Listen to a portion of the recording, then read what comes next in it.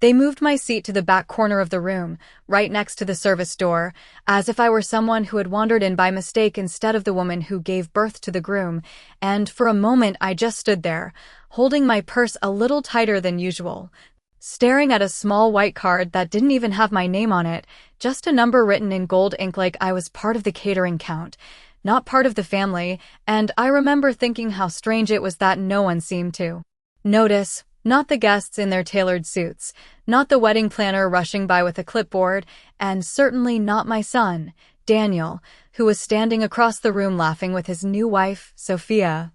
his hand resting lightly on the small of her back, as if that had always been his place, as if the years before her had simply dissolved into nothing, and I smiled, because that's what I've always done. I smiled and walked to the table, pulled out the chair quietly so it wouldn't scrape too loudly against the polished floor, and sat down like I belonged there, even though every detail around me was carefully arranged to suggest otherwise. The music was soft, a string quartet playing something classical that I couldn't quite name, and the scent of fresh roses drifted through the air, expensive and deliberate, just like everything else about this wedding, everything curated, everything perfect, everything controlled, and yet there I was, placed just far enough away that no one would have to engage with me unless they chose to, which, as it turned out, no one did. I watched as guests approached Daniel and Sophia, offering congratulations, laughter, warm embraces, and I noticed how easily Sophia guided each interaction, her voice light, her smile flawless, her hand always subtly directing the flow of attention, and every time someone's gaze drifted toward me, even slightly, she would shift, redirect, introduce another topic, another person, another reason for them to look away, and it was done so smoothly that if you weren't paying attention, you might think it was coincidence. But I've lived long enough to know the difference between chance and intention. I saw Daniel glance in my direction once, just once, and for a split second our eyes almost met. But then Sophia said something to him, something I couldn't hear, and he turned back to her, nodding, smiling, as if whatever she had said mattered more than acknowledging the woman who had raised him alone after his father passed. The woman who worked double shifts for years so he could go to college without debt. The woman who helped him make the down payment on his first home, the very home he now shared with her, and I felt something shift inside me, not break, not yet, just shift, like a quiet realization settling into place. I folded my hands in my lap and looked around the room again, really looked this time, at the seating chart displayed near the entrance, at the carefully arranged tables labeled with names and relationships. And I noticed something that hadn't registered before. There was no mother of the groom anywhere on that board, no acknowledgement, no place assigned with intention, just that small card at my table with a number, and I understood then that this wasn't an oversight, it wasn't a last-minute change or a simple mistake, it was a decision, deliberate and quiet, the kind of decision that doesn't cause a scene but leaves a mark all the same. And as I sat there, listening to the clinking of glasses and the hum of polite conversation, I realized that this moment wasn't about a seat or a card or even a wedding. It was about something much deeper, something that had been building for months, maybe even years, in small gestures and subtle exclusions that I had chosen to ignore because I believed, perhaps foolishly, that love would always find its way back to me. But sitting there in that corner, watching my son build a new life that didn't seem to have space for me in it, I felt that belief begin to fade, not in a dramatic way, not with tears or anger, but quietly, the way a light dims when no one notices it's been left on too long. And that was the moment I stopped waiting to be included, the moment I stopped telling myself that this was temporary or accidental or unintentional, because it wasn't. It was planned, it was executed, and it was working exactly as intended. And as I sat there, invisible in a room filled with people, I made a decision of my own, one just as quiet, just as deliberate, and far more final. I stayed in that seat until the music changed and people began moving toward the dance floor, and even then I did not rush to follow. I simply sat there a little longer than necessary, watching how easily joy flowed around me without ever touching me. How laughter could fill a room and still leave one person completely untouched. And I realized something else in that moment, something quieter, but far more revealing. No one came looking for me, not once, not even out of obligation, not even out of habit, and that absence spoke louder than anything they could have said, because people always find what matters to them, even in a crowded room, even in the middle of a celebration. They find it, they return to it, they make space for it. And I was not something they were returning to anymore. I was something they had already moved past, and I could feel that truth settling into my bones as steadily as the music pulsing through the floor beneath my feet. I stood eventually, smoothing out my dress, as if I were simply adjusting to the evening, and I walked slowly along the edge of the room, careful not to interrupt anyone, careful not to draw attention, the way you move when you understand that your presence is no longer expected. And as I passed the long table near the center, I caught fragments of conversation, voices speaking about honeymoon plans, about the new house Daniel and Sophia were buying, about renovations and guest lists and future holidays, all spoken as if those plans existed in a world where I had no place, and I noticed how naturally my absence was woven into their future, how seamlessly they had constructed a life that did not require me, and it was not said outright. No one declared it. No one needed to. It was simply there in the details, in the way no one asked where I would sit at Thanksgiving, in the way no one mentioned whether I would visit for Christmas, in the way my name never appeared in any of their plans, and I kept walking until I reached the far wall where a row of framed family photographs had been arranged as part of the decoration, carefully curated images from Daniel's childhood, his graduation, his early career, all the milestones that were meant to tell a story about who he was and where he came from, and I studied each one, taking my time, because I already knew what I would find, or rather what I would not find. There were pictures of him with friends, with colleagues, with Sophia, of course, smiling brightly in every frame, but there were fewer and fewer pictures of us together as the years went on, until eventually there were none at all, and I stood there looking at that silent timeline of my own erasure, feeling something inside me settle into a kind of clarity I had not allowed myself before. It was not anger, not yet, it was understanding. A clean and precise understanding of what had been happening, not just tonight, but for a long time, and I thought back to the small moments I had dismissed, the missed phone calls, the last-minute cancellations, the way invitations had slowly stopped coming, the way conversations had become shorter, more distant, more polite, and I saw now that none of it had been random, none of it had been accidental. It had been a process, steady and intentional, and I had participated in it without realizing, by excusing it, by minimizing it, by telling myself that families go through phases, that people get busy, that things change, and they do change, but not like this, not without reason, not without direction, and as I stood there in front of those photographs, I felt that final piece fall into place, the realization that I had not simply been overlooked, I had been removed, carefully, gradually, and completely, and once I understood that, truly understood it, something inside me shifted again, but this time it did not feel like loss.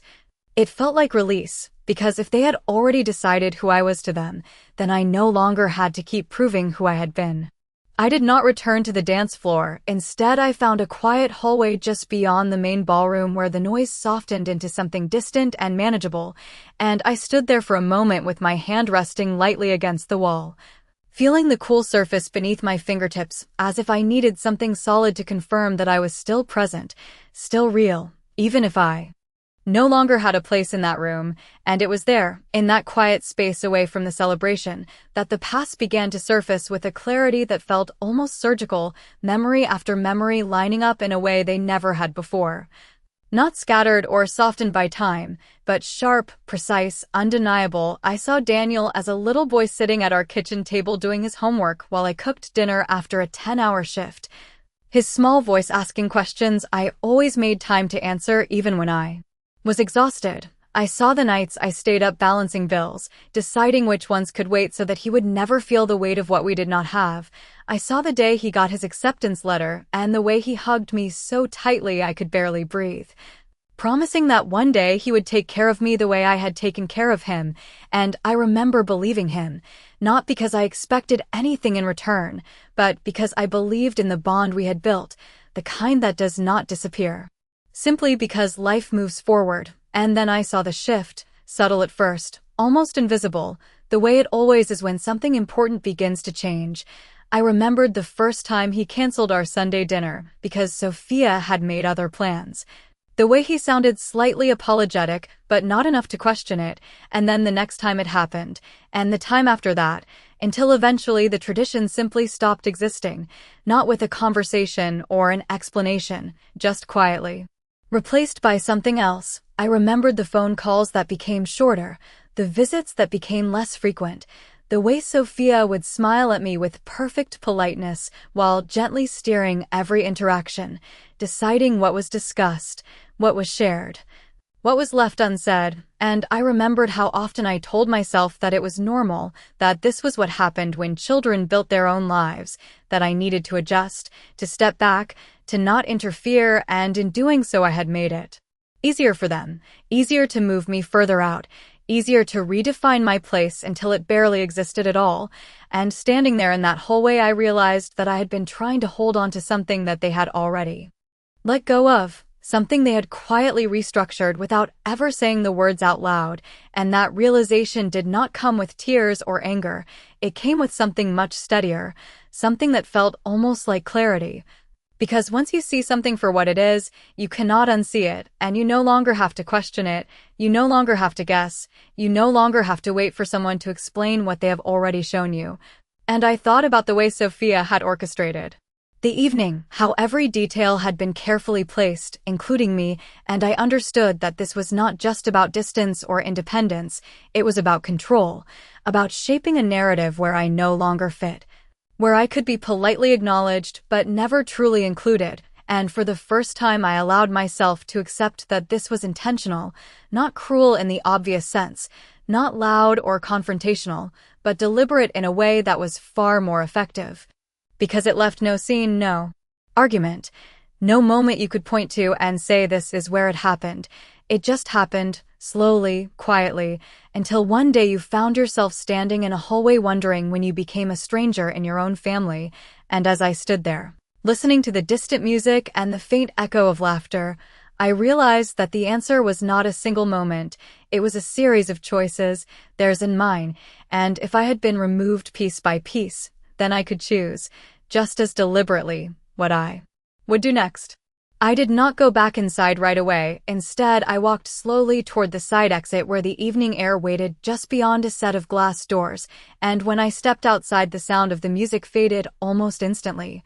replaced by a quiet stillness that felt more honest than anything inside that room. The air was cool, carrying the faint scent of damp grass and distant city lights, and I stood there for a moment letting that quiet settle around me, letting it clear away the last of the noise that no longer belonged to me, and it was in that silence that I remembered him, my husband, the way he used to stand beside me at gatherings like this, not loud or attention-seeking, just present, steady.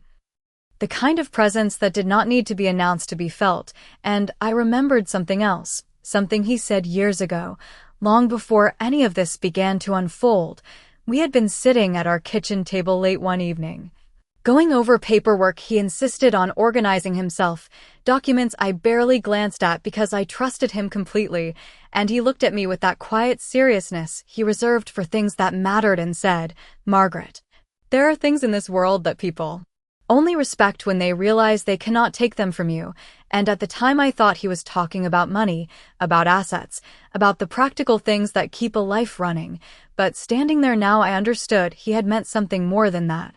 Something deeper, something I had not fully grasped until this moment, because respect is not given to those who wait for it, it is recognized when it is no longer available to be taken for granted, and I realized then that I had spent years making myself available, making myself easy to overlook, easy to set aside, believing that patience and understanding would somehow preserve my place in a family that had already begun to redefine itself without me.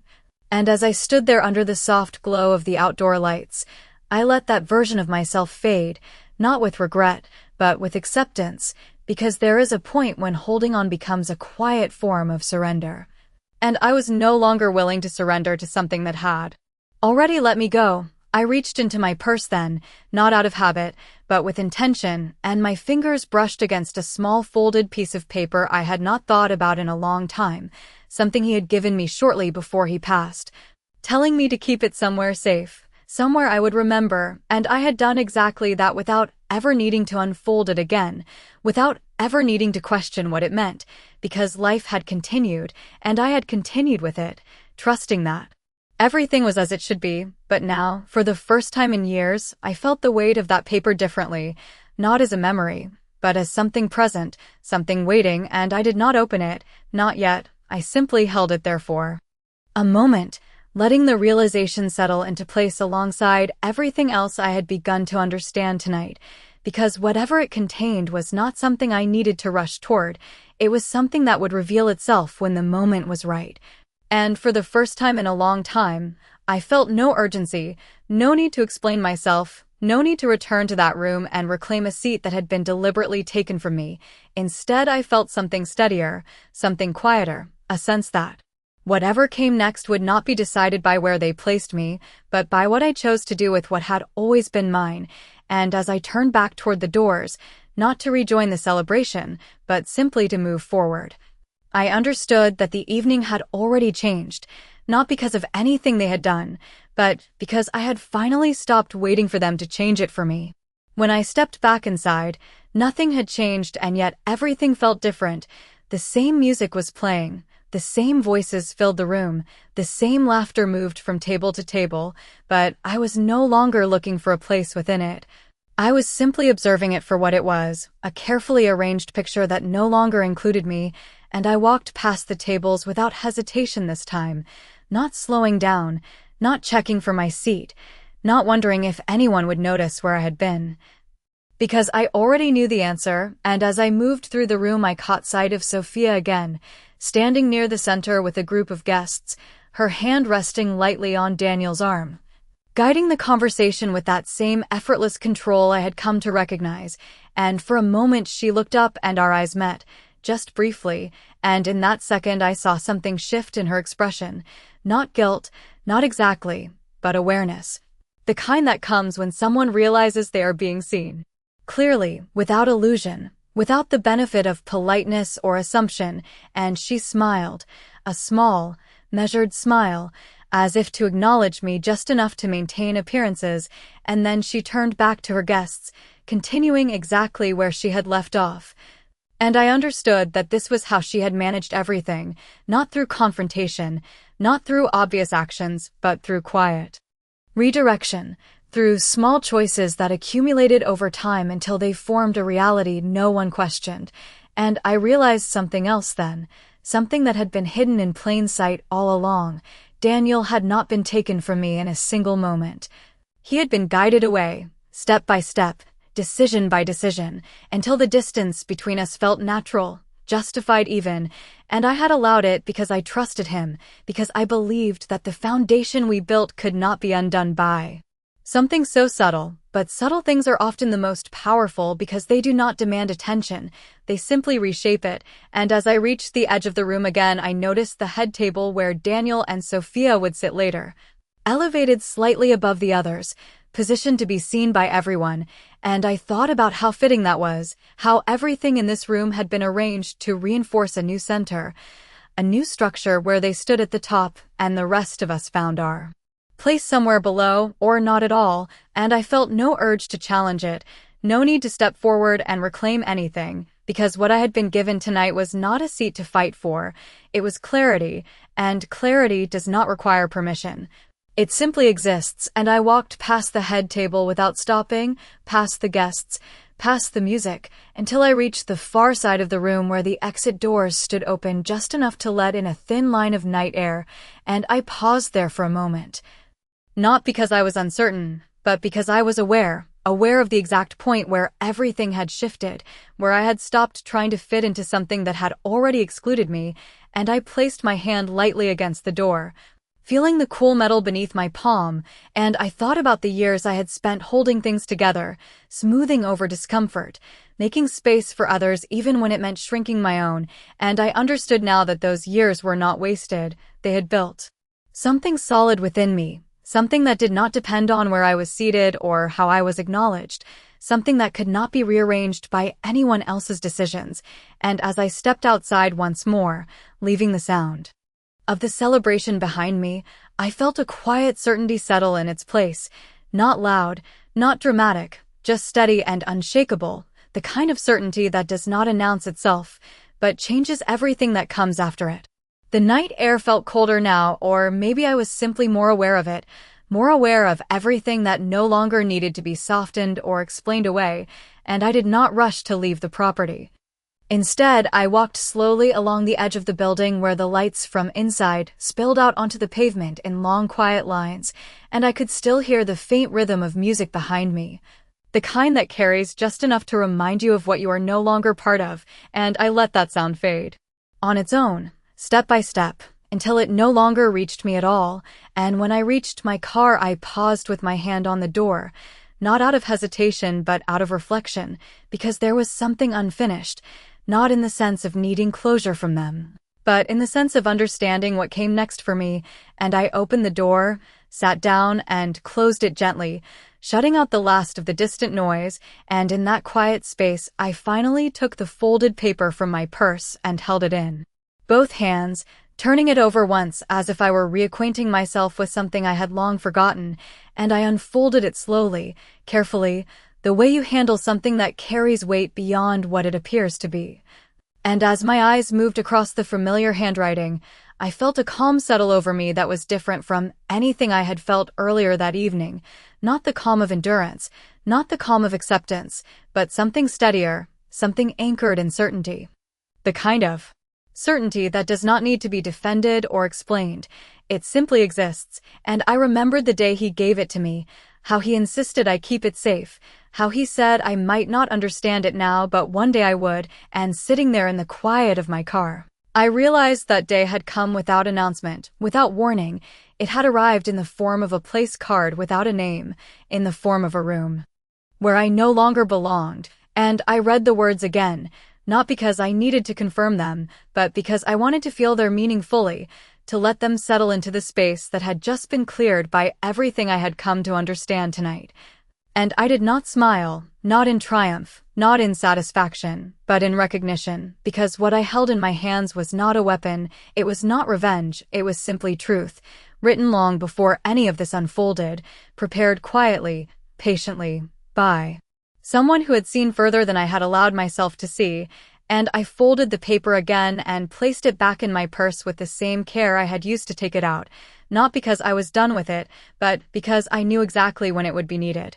And it would not be in this moment, not in the middle of a celebration that had already revealed everything I needed to know. It would be later, when words would be spoken, when decisions would be formalized, when what had been hidden behind politeness would be brought into the open without raised voices or dramatic gestures, just clarity, the kind that leaves no room for misunderstanding, and I started the engine, the sound steady and familiar. And as I drove away, I did not look back at the building, not out of bitterness, but because there was nothing there I needed to revisit, nothing left for me to reclaim, and for the first time in a long while I was not thinking about what had been taken from me. I was thinking about what had always been mine, something they had never noticed, never questioned, and never understood, and as the road stretched out ahead of me, quiet and open, I felt no urgency, no fear, just a quiet readiness for whatever came next, because whatever it was, I would not be walking into it as someone waiting to be included. I would be walking into it as someone who already knew exactly where she stood. The next morning arrived quietly, without ceremony, without the kind of heaviness I might have expected after a night like that, and I woke at my usual time as if nothing had changed, as if the world had not shifted its shape just hours before. And for a moment, I lay there looking at the ceiling, listening to the soft hum of the house settling into the day, and I realized something that surprised me. I did not feel hurt in the way I thought I would. I did not feel the sharp edge of rejection or the ache of being overlooked.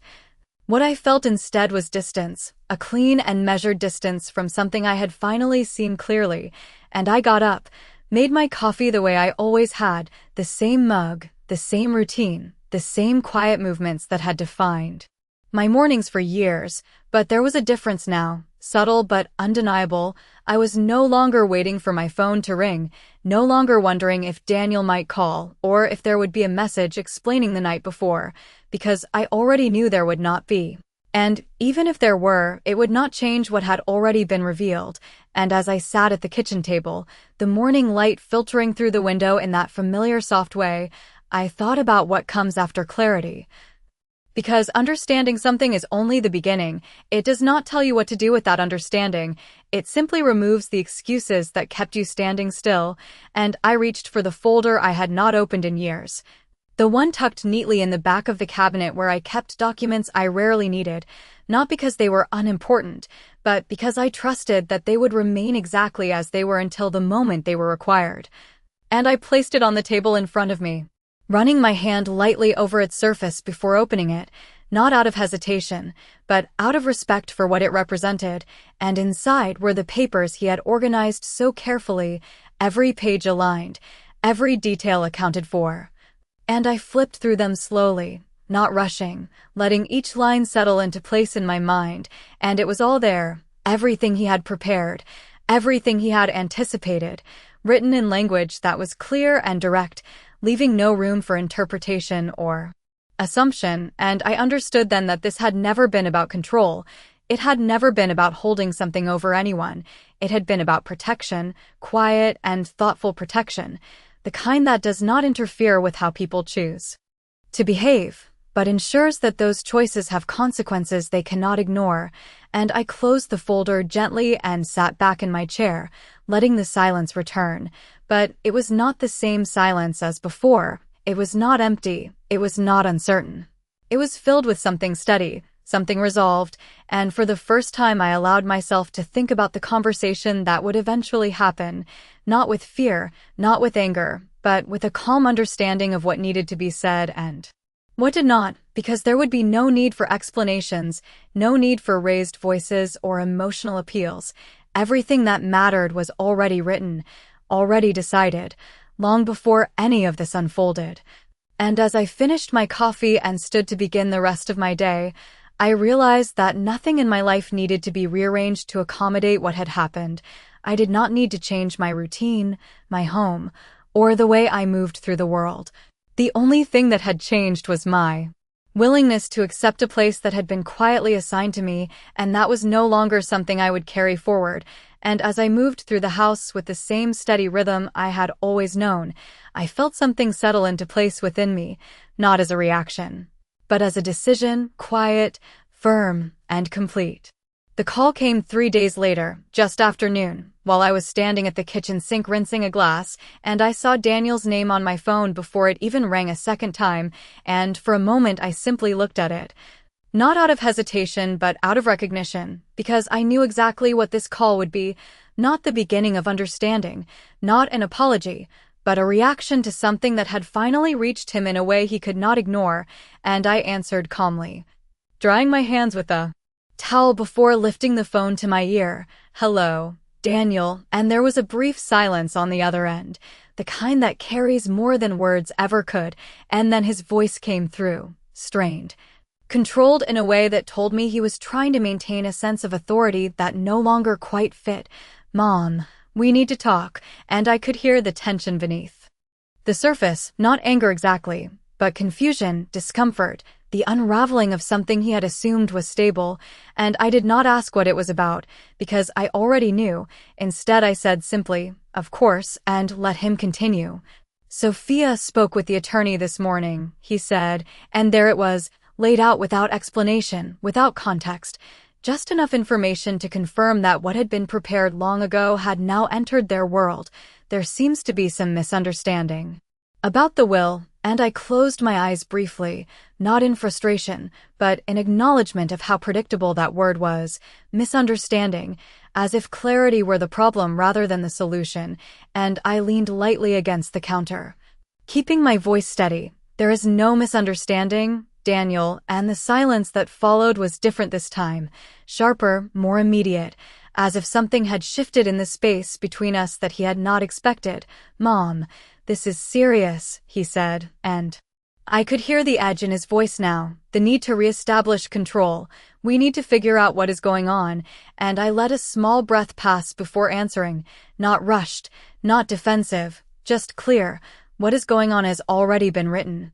And I could almost picture him on the other end, standing still, trying to reconcile the conversation he expected with the one he was now having. "You should have told me about this," he said after a moment, and that was the part that lingered, not the accusation itself, but the assumption behind it, that this had been something owed to him, something that required explanation, and I straightened slightly, not out of tension, but out of clarity. "There are many things we do not say, Daniel," I replied. "But that does not mean they do not exist," and I let that settle before continuing. "You made your decisions without asking me," and there was a pause, longer this time, heavier. "That is different," he said, but the conviction was not there. Not fully, and I did not argue. I did not need to. "It is not different," I said quietly. "It is simply the same situation from a different direction," and I could hear movement on his end, the faint shift of something being set down. The kind of sound people make when they realize the conversation is no longer moving where they intended. "We need to meet," he said finally, and I nodded, even though he could not see it. "We will," I answered, "when the time is appropriate," and I did not offer a date. I did not ask for one. Because this was no longer about urgency, it was about readiness, and when the call ended, I set the phone down gently on the counter, not with finality, but with understanding, because this was the beginning of something they had not prepared for. Something they could not rearrange or redirect, and as I stood there in the quiet of my kitchen, I felt no triumph, no satisfaction, just a steady sense that everything was unfolding exactly as it had been meant to, not because I had forced it, but because it had always been waiting to be seen. We met 4 days later in a quiet office that smelled faintly of polished wood and paper, the kind of place where voices naturally lower and words seem to carry more weight simply because of where they are spoken, and I arrived early. Not out of anxiety, but out of habit, because I have always believed that time should be respected even when people are not, and I sat in the chair nearest the window, watching the light shift slowly across the floor as the minutes passed, and when Daniel and Sophia finally walked in, I could see immediately that something had changed for them, not dramatically, not visibly to anyone else perhaps, but enough for me to notice. Daniel looked tired in a way that had nothing to do with work, and Sophia's usual composure was just slightly tighter around the edges, as if she were holding something in place that no longer settled naturally, and neither of them spoke right away. They simply sat across from me, the distance between us measured not in feet, but in everything that had gone unspoken for so long, and it was Daniel who finally broke the silence. "Mom, we need to understand what this means," he said, his voice careful, controlled, and I nodded slightly, not to agree, but to acknowledge that he had finally reached the point where understanding was necessary, not optional, and the attorney began to speak then, outlining the terms in a voice that was neutral and precise, explaining what had already been written years ago, explaining that the structure of everything they had assumed to be shared was, in fact, not subject to assumption at all, and I watched as the words settled over them, not all at once, but gradually, piece by piece, like something becoming visible in low light, and I did not interrupt, I did not clarify, I did not soften what was being said, because there was nothing to soften, nothing to reinterpret, and when the explanation was complete, the room fell into a silence that was heavier than any argument could have been, and Daniel leaned back slightly, running his hand across his forehead in a gesture I recognized from years ago, the same gesture he used when he was trying to process something he did not expect. "I did not know," he said finally.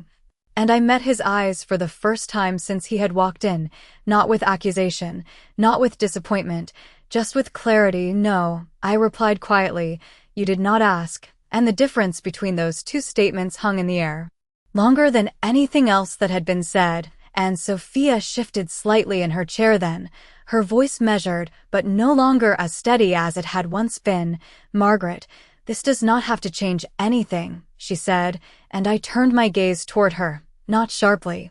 not defensively, just directly. "It already has," I answered, and there was no anger in my voice, no raised tone, just a simple truth that did not require emphasis, and she opened her mouth as if to continue, but nothing followed.